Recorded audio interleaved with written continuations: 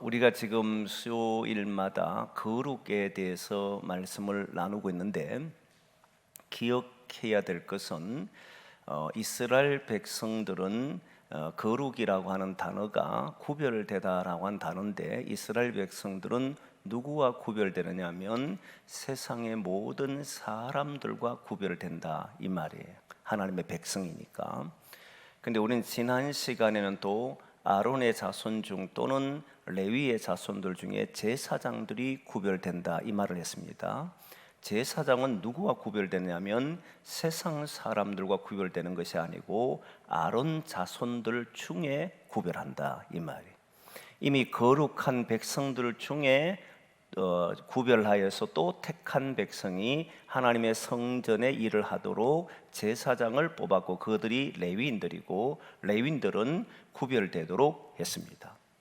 그리고 오늘은 대제사장에 관한 내용입니다. 아론과 그의 자손이라고 해서 대제사장에 대한 구별입니다. 그러면 당연히 대제사장은 누구와 구별되느냐라고 하면 제사장 중에 구별된 사람을 말하는 거예요. 여기에서 보면 하나님께서는 이미 거룩하다라고 한 이스라엘 백성들을 모두 거룩하지만 거기에서 또 제사장을 구별하고 있고, 제사장 가운데서 또 어느 한 사람을 구별하여서 세우는 것을 볼 수가 있습니다. 그렇죠, 여러분? 그렇다면 여기에서 우리가 한번 생각을 해야 되는 것은, 구별된 사람, 하나님이 택한 사람이라고 해도 그 가운데는 또 그 직함에 따라서, 그 역할에 따라서 구별되고 있다는 사실이에요. 그럼 위치가 달라지는데, 이스라엘 백성들은 모든 세상 사람들과 구별되는 것이 하나님의 백성이기 때문에 구별되는 겁니다. 그러면 하나님은 이 세상 모두를 버린 것이 아니고 그 중에 믿음의 사람들, 하나님이 택한 사람은 이렇게 살아야 한다고 해서 삶의 방법이 세상적인 방법이 아니라 하나님의 방법대로 사는 것을 원하셔서 택한 사람이 이스라엘 백성이다 이 말이잖아요. 그리고 그 가운데 하나님께서는 또 성전의 일을 하도록 하기 위해서 이스라엘 백성들 중에 특별히 택하여서 제사장 그룹을 세웠다 이 말이잖아요. 그리고 제사장 중에 그 가운데 한 사람을 세워서 대제사장 역할을 하도록 했다는 겁니다. 이 말은 위치가 서로 다르다는 거예요. 그런데 더 놀라운 것은 위치가 다르기 때문에 구별하는 점도 다르다는 겁니다. 구별돼야 되는 것도 다르다는 거. 이걸 잘 기억해. 위치가 달라지면 그 사람의 행동, 말, 모든 것이 다르다는 겁니다. 위치가 다른데 행동이 같다, 뭔가 이상하잖아요.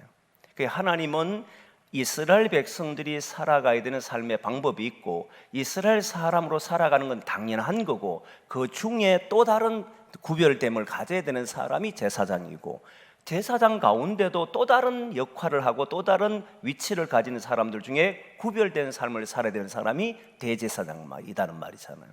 여기에서 대제사장은 오늘날 우리가 생각해 보면 목사를 지칭하는 건 아닙니다.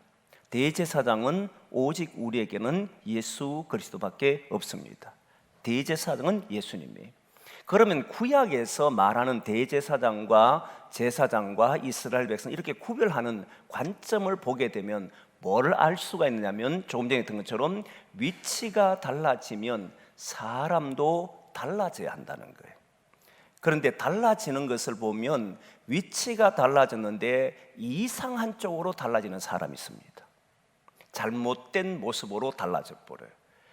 어떤 위치를 특별히 줘버리니까 특별한 사람이 된 것처럼 생각해서 애헴하거나 또는 자기 권한을 내세우거나 그리고 자기의 목소리에 힘을 내거나 하는 사람들이 되어버리는 거예요. 이것은 하나님이 세워주는 구별하는 점을 잘못 이해하고 있다는 겁니다. 우리 주님께서 십자가 달려 돌아가시기 전에 제사장들과 함께 제자들과 함께 예루살렘에 오를 때 야고보와 요한의 어머니가 좌우편에 앉게 해달라는 이야기를 합니다. 그때 제자들 모두가 붕괴를 했습니다. 이 말을 듣고, 그 말은 다른 제자들도 모두 예수님의 좌우편에 앉고 싶다라는 생각을 했습니다. 예수님의 좌우편에 앉는 사람은 어떤 사람이냐? 그것은 하나님만 아신다라고 이야기하고, 주님이 그들에게 한 말씀이 있는데 뭐라고 얘기하냐면, 인자가 온 것은 섬김을 받으려 함이 아니라 도리어 섬기려 하고 많은 사람들의 대속물로 자기 목숨을 주려 함이다, 이렇게 말씀하셨어요. 그러니까 방법이 다르다는 거잖아요. 제자들은 예수님의 우편에 앉는 방법, 세상 사람들이 높은 자리에 앉는 것은 섬김을 받는 자리로 생각하는데, 그런데 예수님이 그 위치를 주는 것은 섬기는 자의 위치라는 거잖아요. 그러면 삶도 다르다는 이야기입니다. 이렇게 구별된다는 이야기예요.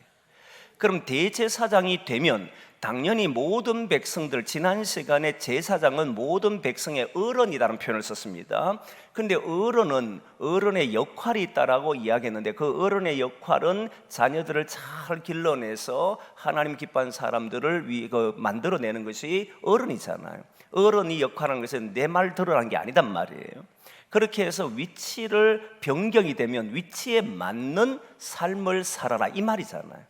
그래서 하나님은 제사장 그리고 대제사장을 세울 때는 그 위치가 바뀜으로써 네가 나쁜 쪽으로 빠지면 안 된다는 거예요. 여기에 대해서 신앙인들은 항상 경각심을 가지고 있어야 돼요. 자리는 사람에게 교만케 할 가능성이 상당히 많습니다. 자리의 무서움은 여기에 있습니다. 하나님은 그래서 교만한 자를 싫어한다라고 말하는 거잖아요.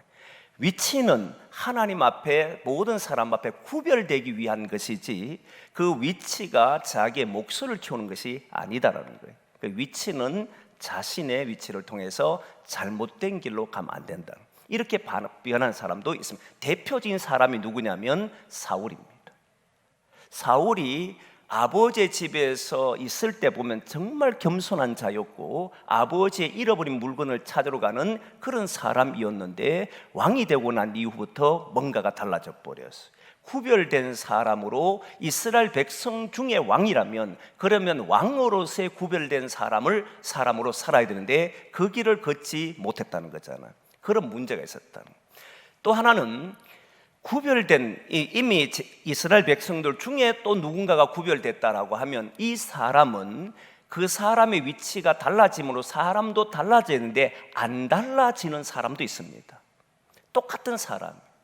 여러분 보면 자녀가 있고 어느 정도 크면 이제 성인이라고 그럽니다. 청년이 되고 어느 정도 사회활동하면 성인이 되는데, 성인이 되면서 또 이제 결혼을 하게 되면 어른이라는 표현을 써요. 근데 아이 때의 행동을 어른 때 하면 안 되잖아요. 청년 때의 사고를 그대로 어른 때 할 수는 없잖아요. 청년 때 또는 성인 때 가진 이 사고는 어른이 되는 순간에는 어른으로서의 그 위치의 생각을 가지고 살아야 되는 것을 말하는 거거든요. 그런데 청년 때 가졌던 그 생각이 여전히 어른이 돼서 가지고 있다? 뭐가 문제가 있는 거잖아요. 근데 실제로 사람은 위치가 달라져도 사실은 발전을 하지 못한 사람들이 많습니다. 그대로 멈춰 있는 사람이 있어요. 오히려 그 잘못된 길로 가는 사람보다는 100번 낫지만, 그래도 위치가 달라졌는데 하는 행동이 청년처럼 하거나 자녀처럼 행동하거나 그냥 어른답게 행동하지 못한다면 그 또한도 문제가 있는 거예요. 이게 어디에서 나오냐면, 잘 보면 이스라엘 백성들이 애굽에서 나와서 광야에 40년을 사는데 대부분이 광야에 들어왔음에도, 자유인이 되었음에도 불구하고, 자신들의 위치가 달라졌음에도 불구하고 이들은 똑같은 종의 근성을 가지고 살았습니다. 애굽에 있는 것과 변화가 거의 없었어요. 다시 말하면 이들은 그대로였다는 겁니다. 뭔가가 달라졌음에도 생각하는 방법과 살아가는 방법이 그대로인 사람들이 위치가 달라져도 그대로인 사람을 말하는 거예요. 그게 애굽에서 나온 이스라엘 백성들의 대부분의 사람들이 그렇게 삽니다. 실제로 많은 사람들이 대부분은 이렇게 걸어갑니다. 많은 이들이 위치가 달라져도 생각하는 방법과 하는 모든 행동들이 우리가 하나님에게 맡았으면 하나님의 방법에 더 가까이 가야 되는데, 하나님의 뜻에 더 맞도록 생각해 줘야 되는데 그러지를 못하는 경우들이 있고, 그대로 과거에 고수했던 그 방법을 오늘 살아가면서 지속하는 사람들이 많습니다.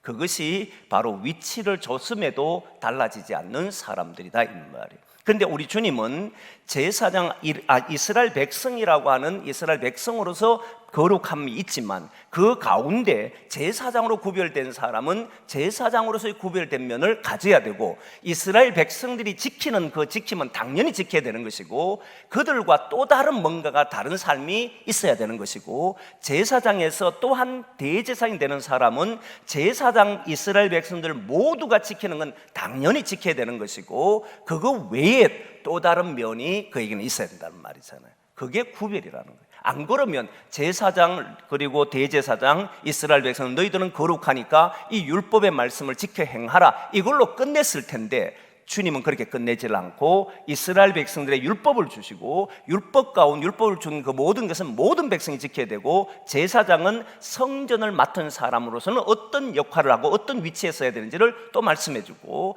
대제사장은 대제사장으로서의 삶이 뭔지를 또 말씀하더라는 거예요. 이게 다르다는 거예요. 그래서 우리는 위치가 주어질 때에 삶이 달라져야 한다는 걸 기억해야 돼요. 이걸 적용해 보면 나중에 이제 적용도 한번 하겠지만, 우리들이 신앙생활하면 세월이 지날수록 우리에게는 직함이 더해집니다. 여기에서 조금 전에 얘기했던 것처럼 대제사장은 이 중에 우리는 누구도 없습니다. 오직 주님만 대제사장인데, 우리가 위치가 주어질 때, 뭔가 직함이 주어질 때는 그 직함은 이전에 가졌던 삶의 방식을 고수하는 것이 아니고 더 거룩하게, 더 구별되는 행동들을 가져야 한다는 거예요.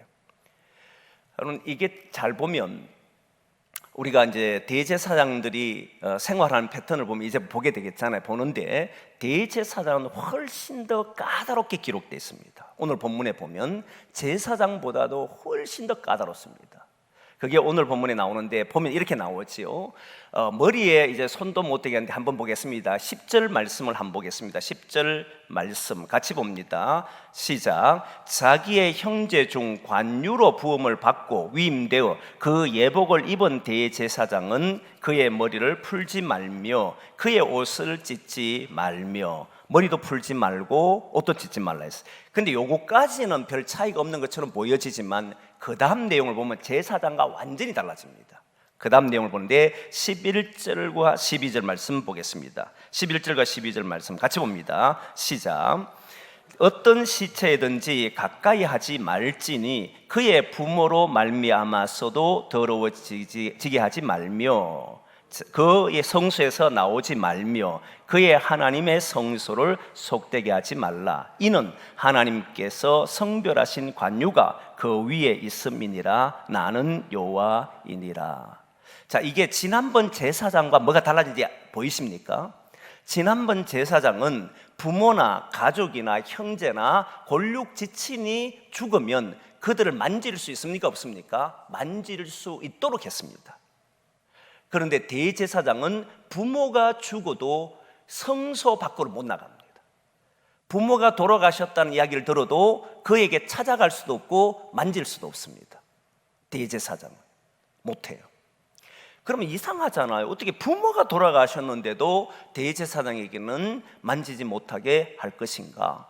왜 제사장은 만지게 하는데 대제사장은 못 만지는가? 이게 관건이잖아요.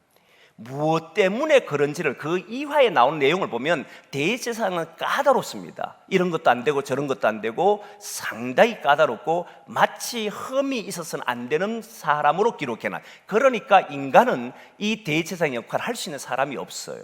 그래서 우리 주님이 이 땅에 오셨을 때 주님을 보고 흠 없는 대제사장이라 그러잖아요. 죄가 없으신 분은 오직 예수님밖에 없어요.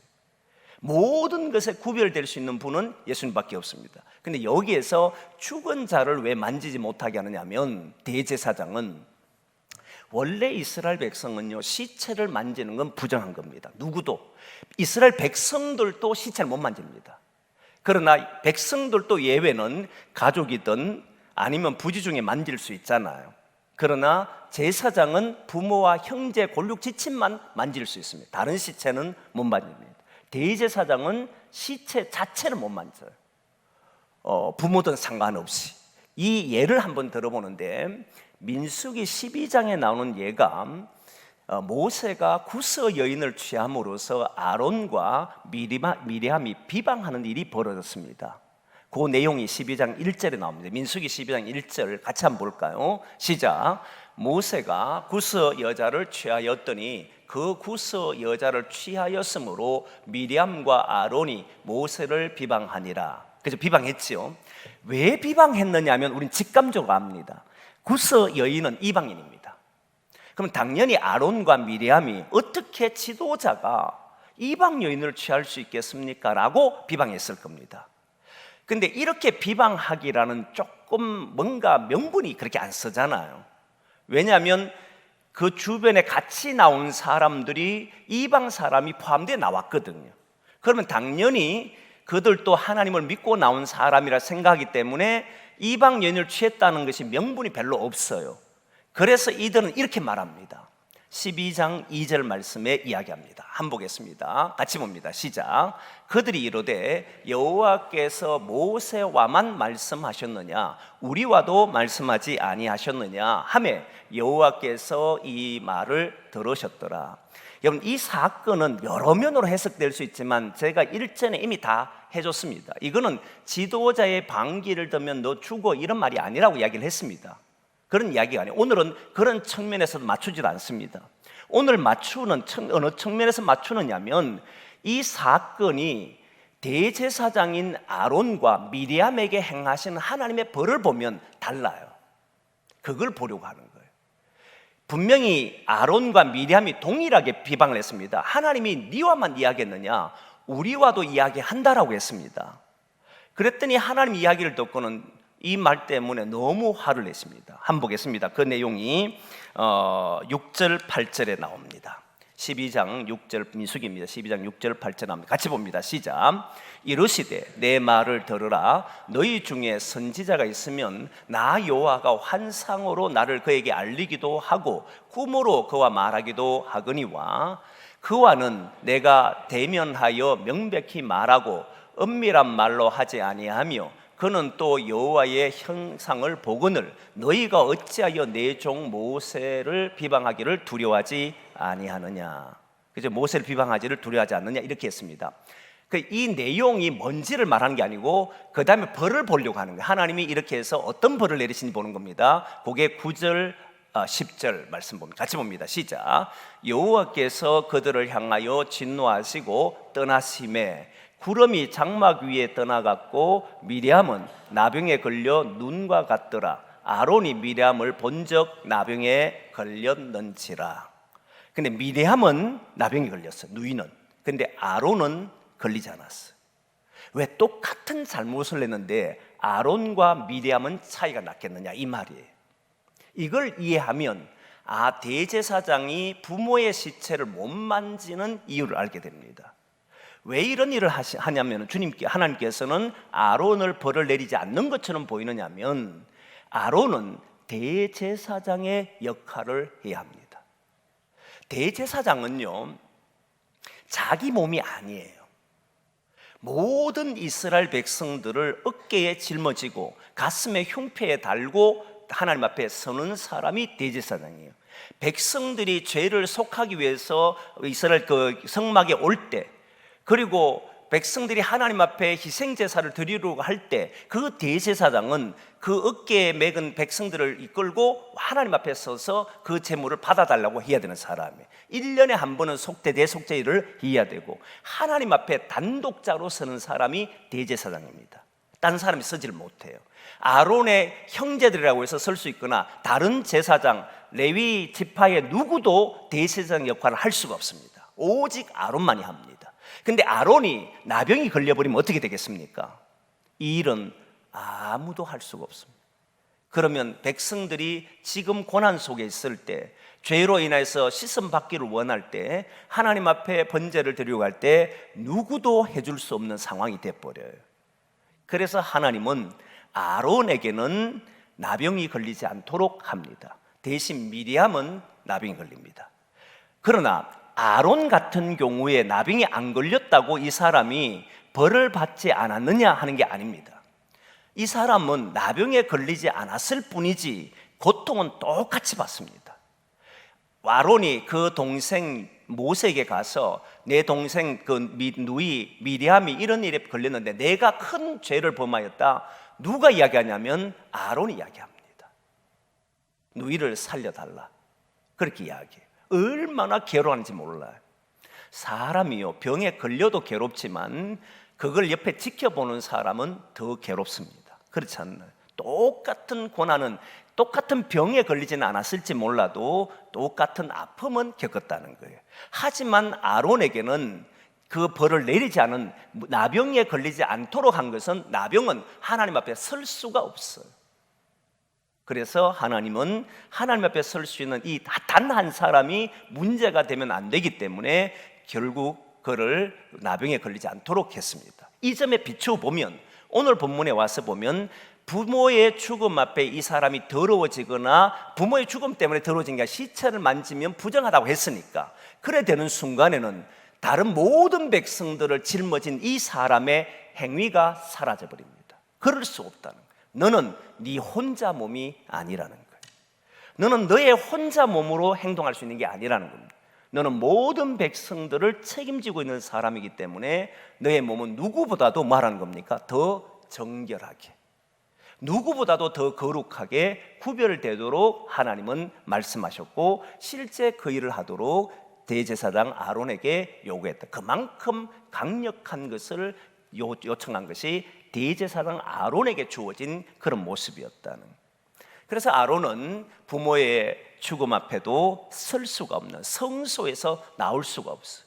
성소에서 나올 수 없다는 건 대제사장 하나님 앞에만 딱 서야 되기 때문에 다른 것 앞에 설 수가 없다는 거예요. 그래서 내 부모도 아파도 내 부모가 힘들어도 갈 수가 없는 이런 일이 대제사장으로서의, 그건 받는 순간에, 대제사장이 되는 순간에 그는 이것을 받아들이고 누구보다도 거룩하게 살아야 되는 것을 그는 인식하고 그렇게 살려고 했다는 거예요.